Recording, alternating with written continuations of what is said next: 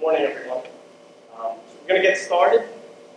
Everybody can grab a seat somewhere.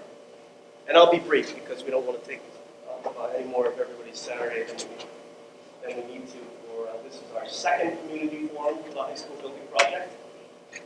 I am Chief Chair Recupero. I'm on the committee as a representative of the Board of Selectmen. I have the honor of serving as the chairman. Committee, if you came to the first forum, we described a little bit about who the committee is and what the committee does. It's made up of members from our town government, our school government, our school administration, as well as the community at large. So on the slide in front of you.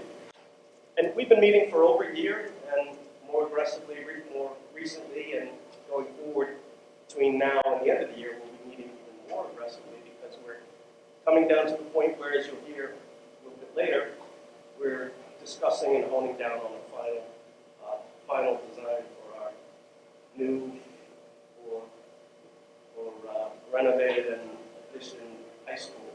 Put it that way. But at that, I don't want to continue more. What we're going to do is we're going to have a presentation about where the committee's been, where the committee's going. With us here today, Don Taderi, Tim Bonfatti, Compass Project Management. They're the project managers for the high school project. Carl Franceschi of DRA, our architect.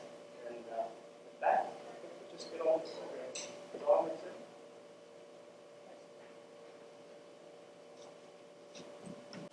Thank you, TJ. Go to the next slide. Try to keep us brief.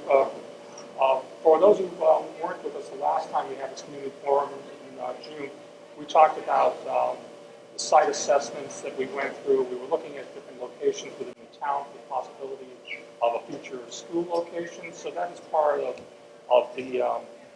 our process as far as going through for the state and for the town of Stoughton to go from a large look at everything and then kind of narrow positions down. Right now, we're in the very first part of the feasibility study, which is the preliminary design program. In the preliminary design program, which we're ready to submit shortly after we had some input, we had some input in the June program, we're having some input review. Carl and his team from DRA, the architectural firm, and Principal Miller will speak a little bit about this. But what we've done is we looked at alternative sites outside of the Pearl Street location and see if it was feasible to build there. We've done facilities assessment of the existing school and to see what we have in this school. We've also looked at the space summary, how many square feet of educational and athletic and drama and theater and music program space do you need. This will all dovetail eventually into the design that the architect's DRA will, and Carl will expound upon that. What we've come down to, we started to distill that some of the properties were not appropriate for a project of this size.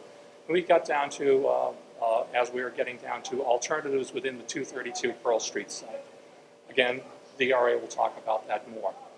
The thought is right now as we go through this, as you can see from the preliminary design, we're looking at existing conditions, the education program, and alternatives. You'll see all of these as we go through the slides. Right now we're at that milestone with the community and also with the state as far as making our first submission to the state, and the state will respond back to us. So in this forum today, we're giving you sort of an update of many milestones we've hit along the way, but also that we're getting to that point where we're going to now distill it to the next level. And I wanted to, as you can see, once we submit, the state will take a look and will make comments. We'll review those comments. There's actually a notebook that's about yay thick with all that has to be submitted to the state. The next step will be now, as I said, to further distill it, and we call that the preferred schematic report. We will get more involved with the community. More input will be coming out of not just the community, but the schools, the facilities, the infrastructure of this town itself, and we'll get that clarified to the point where we'll be ready to submit to the Mass School Building Authority a preferred schematic report, and that's when we get to the next milestone. There'll be another community forum for input from the community, from the students. It's nice to see, I think there are a few students here too. And then eventually we're going to get to the schematic design, which will lead us eventually to that preferred option, which will be submitted, and there'll be, we're thinking about the time of June, there'll be a vote for the town of Stoughton to vote for the approval of a new Stoughton school. How the school will look, we're not sure quite yet. Carl and his team will show us many options. As you can see, as you walked around, there are multiple options we're still looking at. I'll introduce Carl Franceschi, who's the principal with DRA. Thanks, Tom. Today we want to spend the time with you divided in a couple of segments here, as we showed on the agenda. This first part, for about 30 or 40 minutes, we just want to share with you what we've developed to date, which is that first step. I think I can change it from here. There we are. The preliminary design program and the various components that go into that. We want to share with you that information. And then in the second half of today's session, we want to break up into smaller groups, perhaps 2 or 3, that we can then get your feedback, your thoughts, your concerns as we move ahead. This is important that we listen to the entire community in addition to the building committee. So this first step includes these 4 key parts, as Dom touched upon. And this process is pretty well regulated by the state school building authority. So we're following their guidelines, their procedures, and they require us to, and the school district, to first develop an educational program and a space summary. And this is important to note that this is being done before any design is being done. The state wants districts to think about what kind of high school do you want? How do you want to teach and learn in Stoughton? Regardless of your existing building or a new building or some combination thereof, it's a sort of theoretical exercise, a visioning session to develop the educational program, and Principal Miller will talk about that shortly.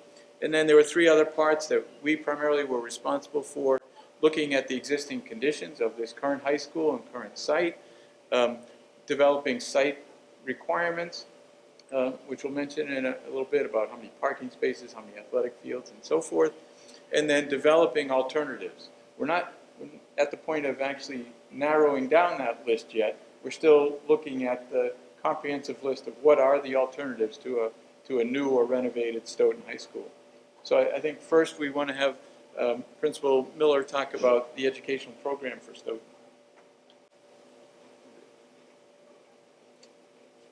Good morning. So the educational program that Carl was just speaking about is about a 50-page document. It's a little light reading that we put together here. It's a compilation of a lot of conversations, visioning sessions with teachers, students, and parents, directors within the high school building, administration within the district, about what our vision and our goals and our thoughts are for what we want to do here at Stoughton High School, both now and years down the road. It's very exciting, and we do a lot of great things here already with an efficient building. But when I walk down the hall and I think about what could be, I get goosebumps. We are so excited about the possibility of being able to offer so much to our children. We already offer a comprehensive program here, but imagine what we could do if they had a space where a black box theater, where they could study, arts and theater, and that space where it's very flexible and fluid. And those are the kinds of things that we're thinking about. When we think about 21st century learning skills, we want our students to be able to be creative and collaborative and flexible, and have literacy and information and media and technology at the touch of a fingertip. They can find out anything they want. And so we want a building that accommodates those kinds of things in the direction the society is moving. So that means building spaces that are flexible, where the furniture is movable and easy to put into different configurations, where students can present, have small breakout sessions, have large group presentations. Those are the kinds of things we're thinking about here. Science labs that are state-of-the-art, that have the proper spacing and equipment and facilities and utilities to be able to really expand STEAM is the wave of the future. It stands for science, technology, engineering, arts, and mathematics. And it's about combining those different disciplines together, so you're educating the whole student in those areas. So we are dreaming and hoping and envisioning these facilities that accommodate things like that. A lab where they can go in and, have an idea, build it on a computer, and then step into a manufacturing space where they actually build what they just had the idea for and can feel it and touch it. A robotics lab, an engineering lab. We're looking for a large group sort of instructional space where students could have guest speakers and presentations and make their own presentations to their classmates as well.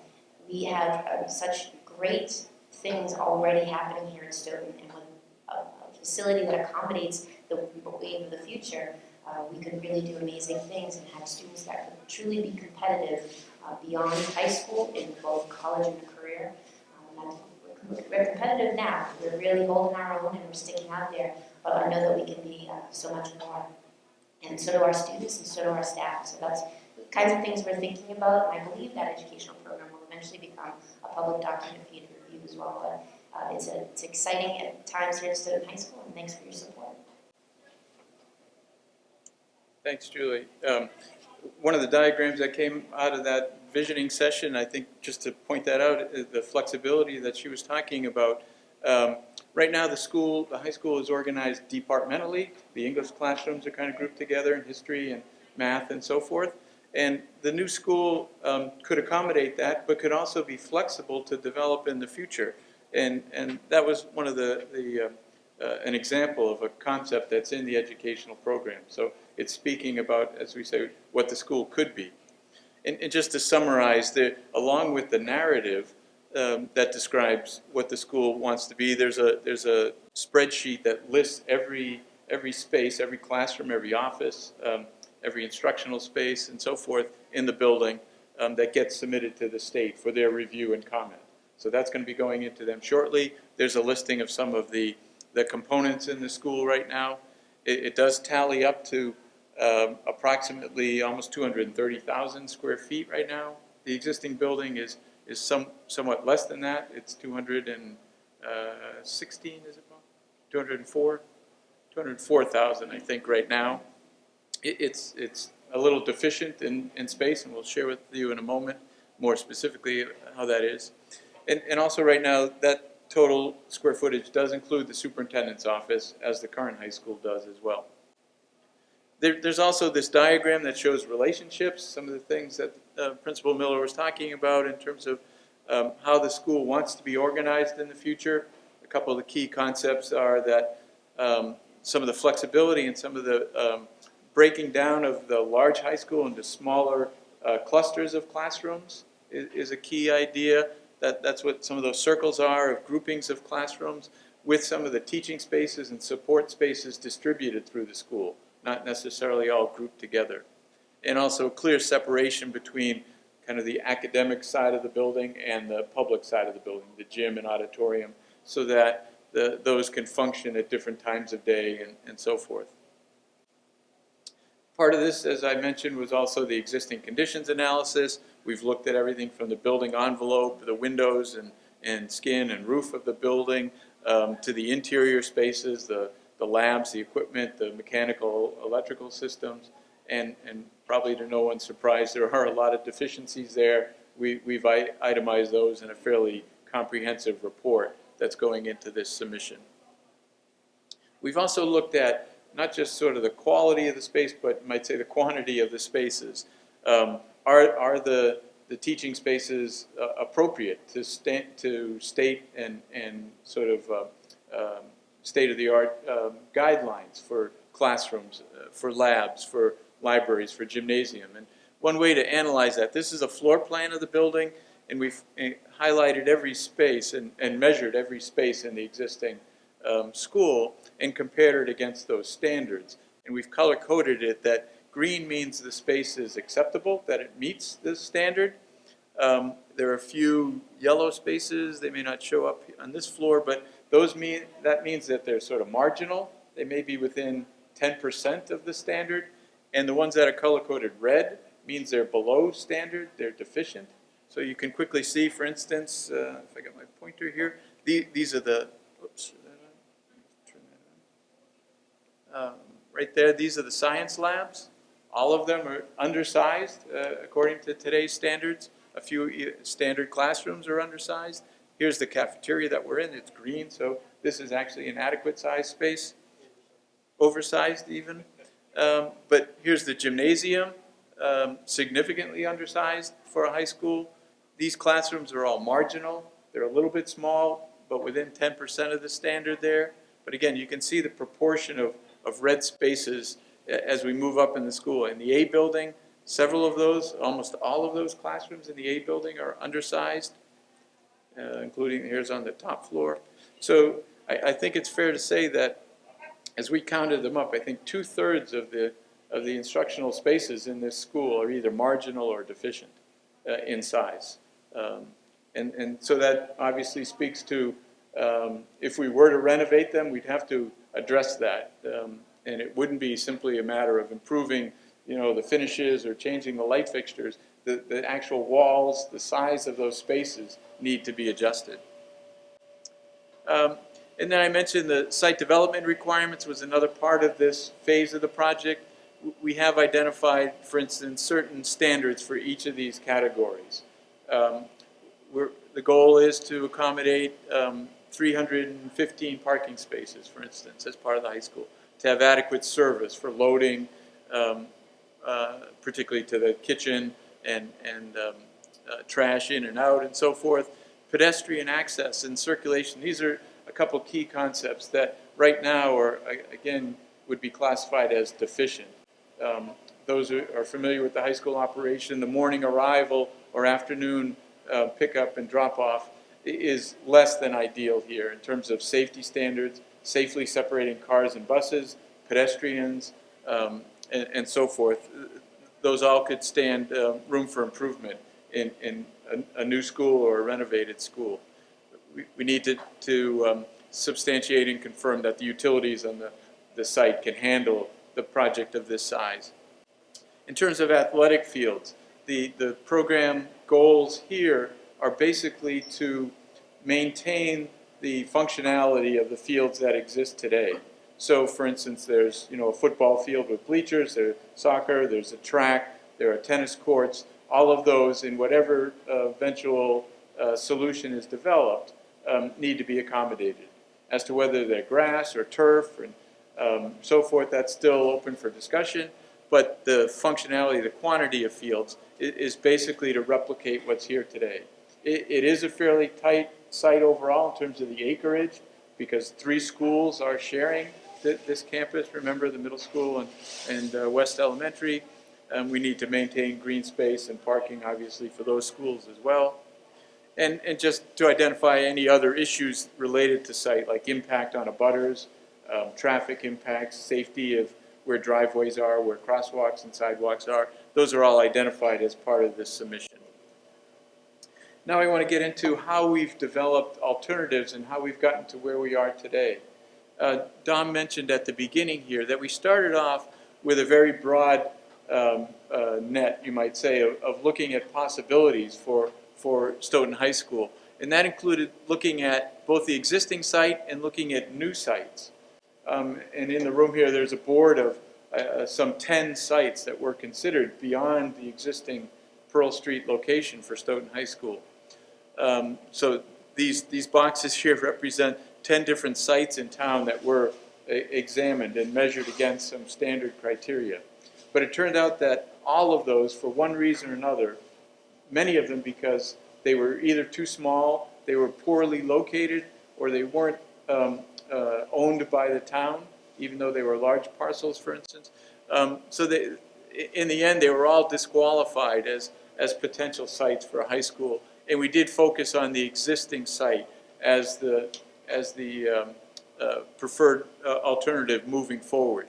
So then the next decision in this decision tree was, if we are on the Pearl Street campus here, is it going to be a new building or is it going to be an addition or renovation of the existing?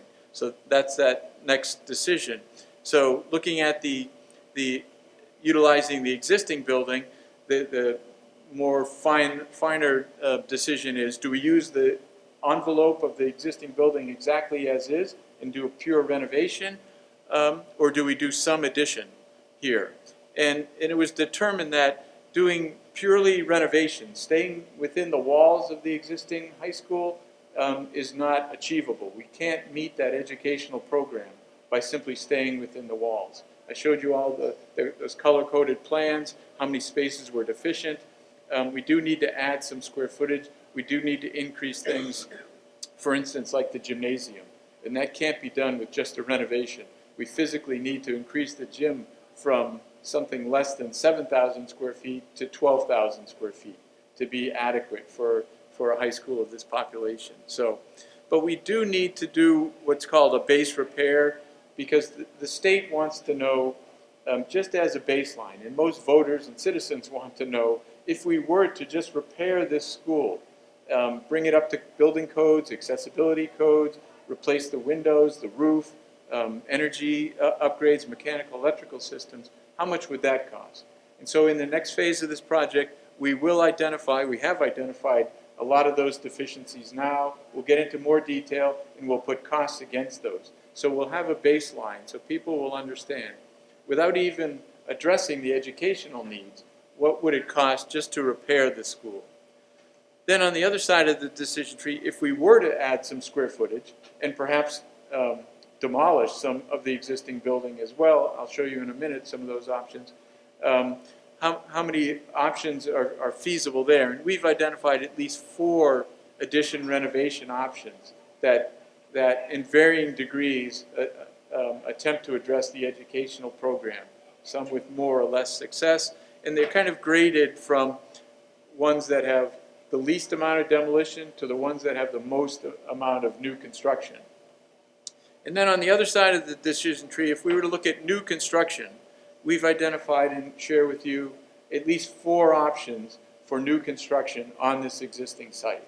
And in each case, the basic approach is, you may be familiar with other towns that have done this, building a new school basically either on the parking lots or athletic fields adjacent to the existing school while the existing school stays in operation.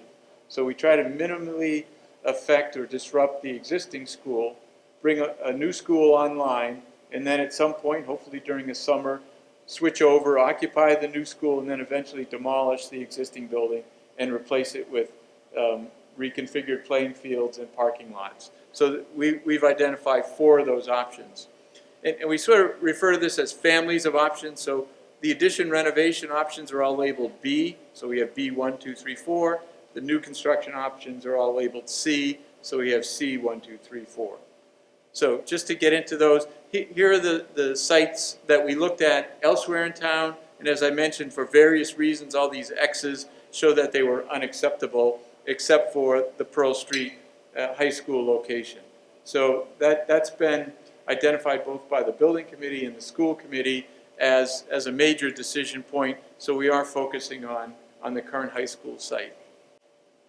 So to look at options, here's option B1, which I said is the one that has the least amount of demolition and some addition. Here's the sort of a 3-dimensional view of the high school. Here's the auditorium, cafeteria end of the building. Here's a building. Here's the gymnasium. The red color-coded portions of this are sections of the school to be demolished. The blue are sections to be renovated, and these yellow spaces here are portable classrooms that are needed to achieve this renovation. So let me explain how this is done. Here's a sort of a floor plan. Look at this overall. Again, here's where we are today in the cafeteria at this end of the building. I'm sorry, right here. These are the classroom wings. A building is right here. The gymnasium is here. In order to address the educational needs of the space, this option suggests we build a new gymnasium, basically right out here in the parking lot, and attach it to the existing building at a couple locations, maintain a courtyard right where this plaza is, and do that first, along with moving in some modular classrooms, basically in the front yard right on Pearl Street, because the next phase is we'd want to demolish some of the existing building, primarily the A building, which has 4 levels or 3 usable levels of classrooms and administration space. So we need to provide alternative space for that to allow that to happen. Meanwhile, we could build a new replacement for that, a new main entrance, a new classroom wing here, and take the old gym, now that a new one is built, take the old gym and convert it into a library media center. And use the lower level, the locker rooms, and basically clear those out and put science labs at that level. That existing gym wing is actually larger than is needed for the library space. That's why it's showing some demolition. That's basically the weight room and fitness area. This part here is the existing gym. So all that would be a subsequent phase of construction. Remember, the students are in the building during this time, but safely segregated from the construction activities in each case. And then eventually, using the modular classrooms, using the bit of new construction, each classroom wing could be renovated during the school year and during summers while the students are circulating around one part of the building, this part's being renovated. Once that can come online and the students circulate this way, this part of the project could be renovated and so forth. So we have done phasing diagrams here that show that, 1, 2, 3, 4, 5 different phases that probably spread over 3 school years and summers. So it's a fairly complicated, but it is at least a feasible alternative. And we will investigate this further and put price tags on it and identify all the pros and cons for each of these alternatives. So that's option B1. I could go a little quickly through B2. It is similar, but what it suggests here is that we demolish the entire gymnasium, replace it with a new gym, again out here in the parking lot, and build a much larger piece of new construction that connects the 2 classroom wings. And inside that new construction is administration, a new library media center, and classrooms. And again, this option requires the use of modular classrooms in the front yard there, connected to the existing school for a couple of school years while the classrooms are being renovated. In each of these options, by the way, this cafeteria space would be renovated primarily during summers, so that during the school year, the students always have access to the kitchen and cafeteria and hopefully auditorium. So those remain online during the school years and the renovation of those. And we've identified that in the phasing diagram, that the renovation of the cafeteria auditorium wing happens only during summers. So that's option B2. Option B3 now is a little bit different approach. It suggests that the first piece of new construction be classrooms, be built out here on the other side of this plaza, on the pavement of the parking lot there, so that we immediately add to the inventory of classrooms. That allows a classroom wing to be demolished along with A building and a new gymnasium built on the front facing Pearl Street. So that would look like this ultimately. So here's the new classroom wing, and you can see that these classrooms are arranged in those clusters that are more reflective of the educational plan. So you can understand that as we go through these options here, we're trying to address that educational plan as best we can. This is a 2-story wing connected into the existing building in a couple locations, and then a new gym is built here in the center of the building adjacent to the auditorium so that they could share sort of a common entrance and a common lobby with support services and so forth. Then ultimately the existing gym could be demolished and a new connector be built at this end of the building, replacing A building in the gym, so that there's a library media center, a new administration, a new entrance, and so forth. And the flow around the school now is extended, but it's still sort of a courtyard arrangement now with 2 courtyards. And again, the phasing has been thought about so that this plan, by building new classrooms first, no longer needs modular classrooms. So we aren't spending money on temporary measures in this kind of an option. And then the 4th renovation option now, much more significant amount of demolition, all this red area. So virtually the entire existing school, except for the cafeteria auditorium wing, is replaced by new construction. So what that would look like here is the first phase is to build all of this new construction. So virtually an entire new school joining into the existing building, the cafeteria and auditorium wing here in blue.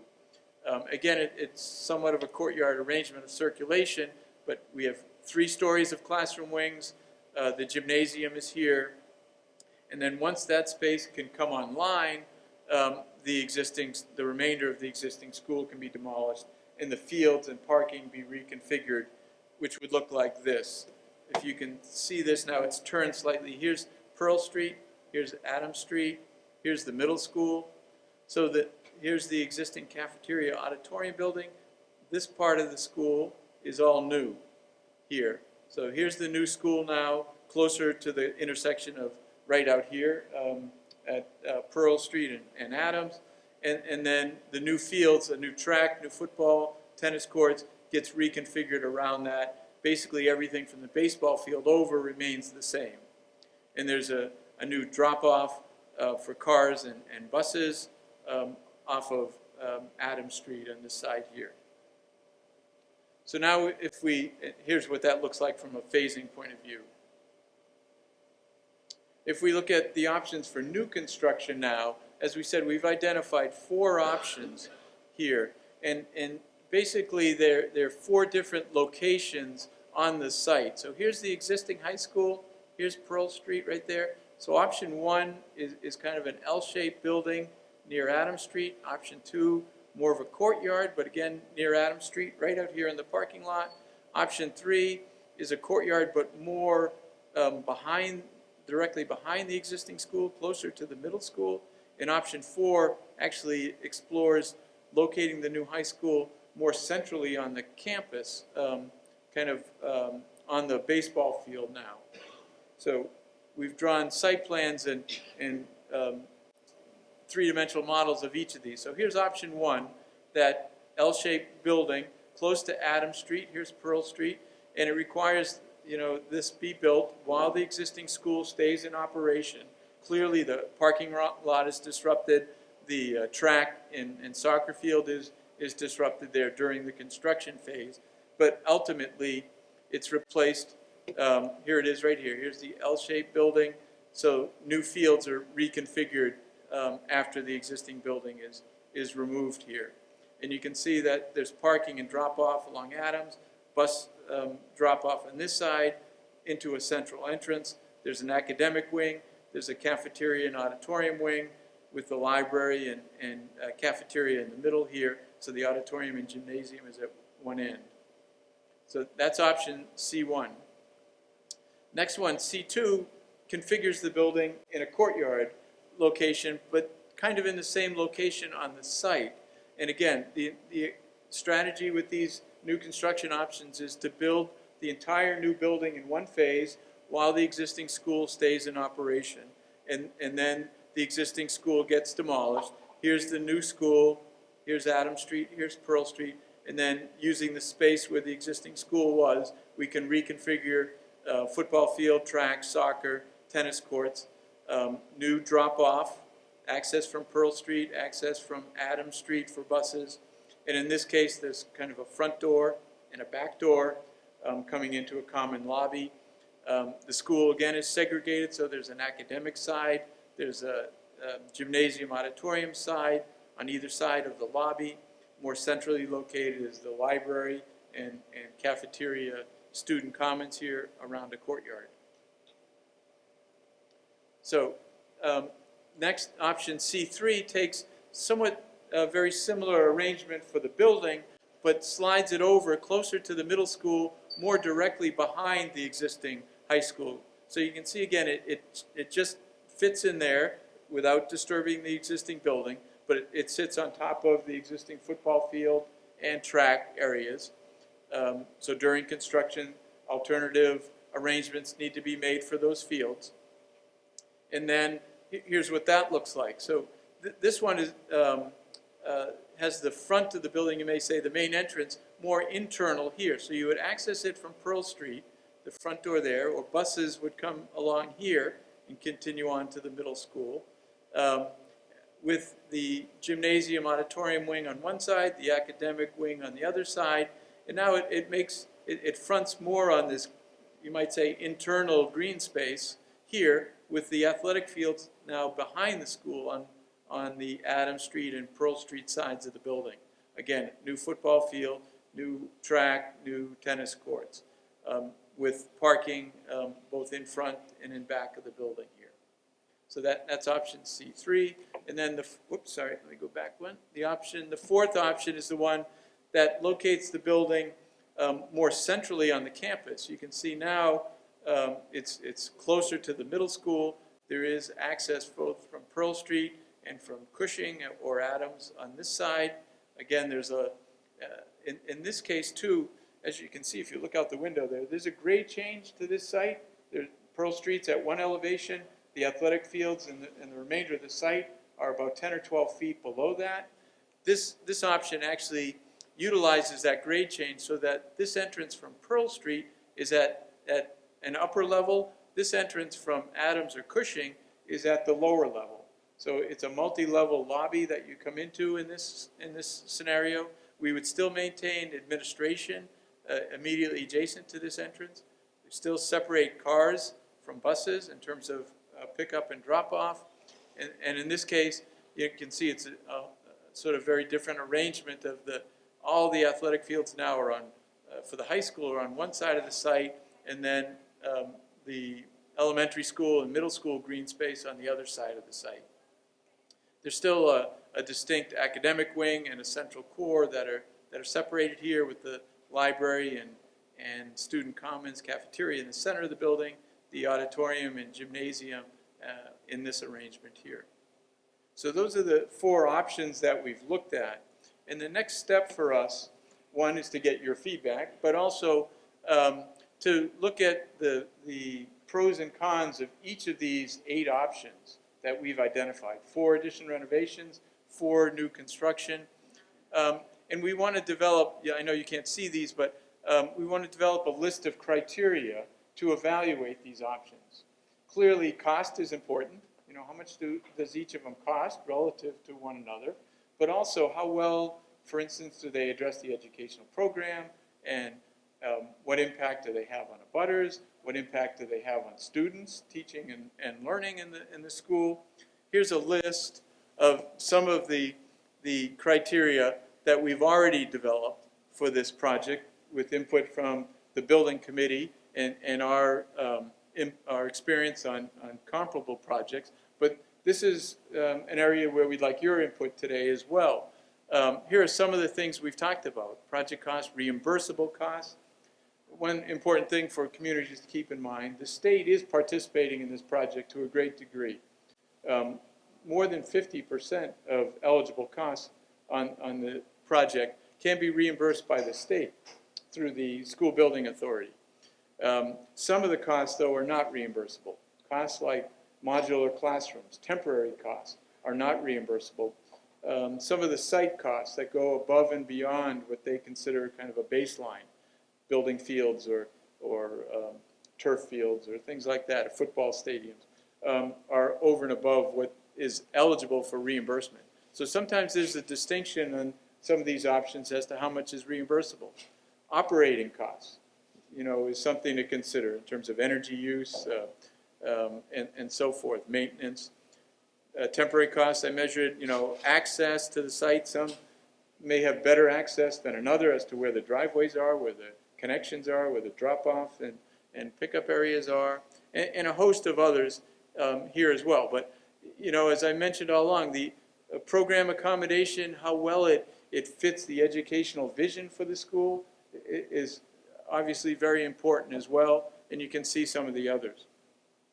One of the points we want to make, too, when you have a list this long of criteria, I think it's reasonable that people would say, well, not all of them are of equal value. Some of them may be more important than others as we try to examine and evaluate each of these options. And that's something we'd like your input on, too, is from your personal opinions, which of these are more important than others, and what other ones should we add to the list, too. So what we'd like to do now, as we've done at the previous community meetings, is now that we've sort of given you a lot of information, is in this larger format, what we'd like to do is break up into smaller groups where we can gather around some individual tables here. We'll distribute our team and the building committee's team as well, so that we can get your input, hear what's important to you, hear your concerns. We'll record them on these flip charts, and we'll spend about the next 30, 35 minutes doing this. Let's see, what time is that, noon? Yeah, we have at least 40 minutes to do this. You can help yourself to some refreshments too as we get up and rearrange. Take a few minutes. And we'll record the comments, and then at the end of each session, we'll come back together and do a quick 5 or 10 minute recap of what went on at each breakout group. So I think with the numbers here, we had anticipated some topic centers. If I can click that, whoops, doesn't seem to want to. Running out of battery, I guess. There it is. Okay. We had anticipated some topic centers for each of the discussion groups, and we have people who can address these. Educational program, if that's a real hot button for you and your interest, that can be a topic. Talking about the existing building, the opportunities or challenges with the existing building, or the addition renovation possibilities. Some of the site issues, a lot of people are interested in that. Maybe abutters, maybe athletic fields, maybe location of the new school. An important one, as I mentioned, is evaluation criteria. I think we want to touch upon this at each of the breakout groups, and other topics that you may want to bring up. So we probably could just equally divide ourselves, I think, so that there's one group back here, there's one group over here, and a third one here. So get up, get something to drink or eat, and then reassemble at these tables. Thanks very much. There was some lively discussion going on at each table, it seemed like, and before we wrap up for the day, we wanted to just have sort of report back from each group, hitting some of the highlights of what was talked about. Remember, all of this will be recorded on your local cable and rebroadcast, I'm sure, available for on demand. Let your neighbors know. I also wanted to mention, let me see, I think I had a slide. Yes, there's great ways to stay in touch with this project too. On social media, Facebook, there's a website for questions and answers, and the public schools website, as I understand it, is being upgraded too. But a lot of this project information can be found there, including today's presentation and notes and so forth. So there are a lot of ways to keep in touch. So with that, we'll have Paul go first, talk about what some of the highlights from his group. I get to go first because our group was the best. Right? Awesome. We had the principal of the school taking notes. It was that good. This is organized into needs and concerns. In needs, we talked about a lot of green features, okay? A lot of specific green features need to be incorporated in the building. People are interested in that. And as well as it's a requirement for doing a project like this with the MSBA. But people are very interested in following that. Also, it's a good educational opportunity in schools to have these green features incorporated in a visible way. There's a lot of problems with the front door of the building, not being able to find the front door, not really having a front door presence. They're really concerned the new school should take care of that. And there's also a need for not only, here we are planning to build a school, it's supposed to last a long time, we should also keep in mind that it needs to be able to expand beyond what we're planning for the initial construction. Concerns, really important things here, like parking during construction. How far away is it from the building? How do we do that? Improving community awareness. More people should get involved, and there was a suggestion that we should start showing up at the elementary schools, because those are the parents that are going to be, their kids are going to be affected quite a bit by coming to the high school. And so they should be energized right now as part of this process so that they know that they need to help make this decision work because their students are going to take advantage of it. Another thing is concerns about during the demolition or renovation, if that happens to happen, everybody really speaks up for concerns about hazardous materials in the existing building that could affect students. And building on the idea that whatever happens here, there's going to be construction going on while the site is being occupied by the school. And they're very concerned about the safety of students because of such things as hazardous materials and other activities disrupting education during construction as well. So those are concerns. And I don't want to say everything else, but there's a lot of things having to do with green, a lot of things having to do with like during construction concerns, and a lot of excitement about the possibility of bringing 21st century education to Stoughton High School. Thank you. I'll go next with our group here.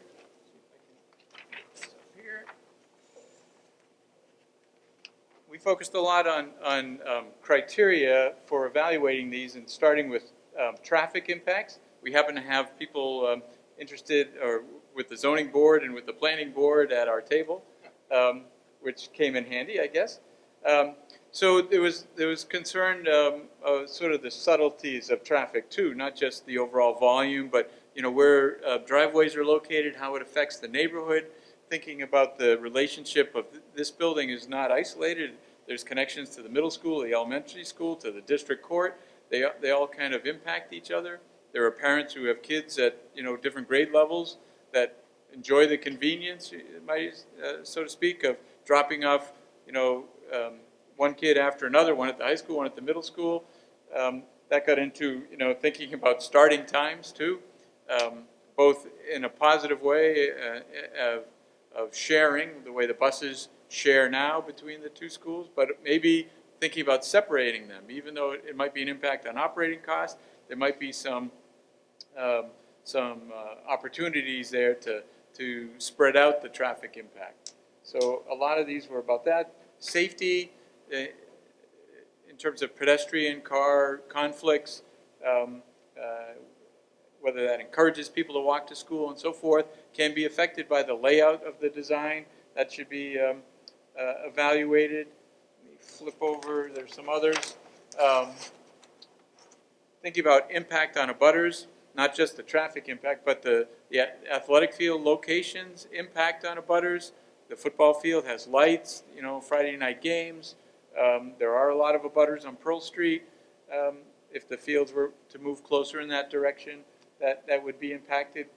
Our group mentioned potential for future expansion too should be key to evaluating any of these options and keeping the footprint compact and minimizing impact on the site, both just from an environmental and a future expansion point of view was important.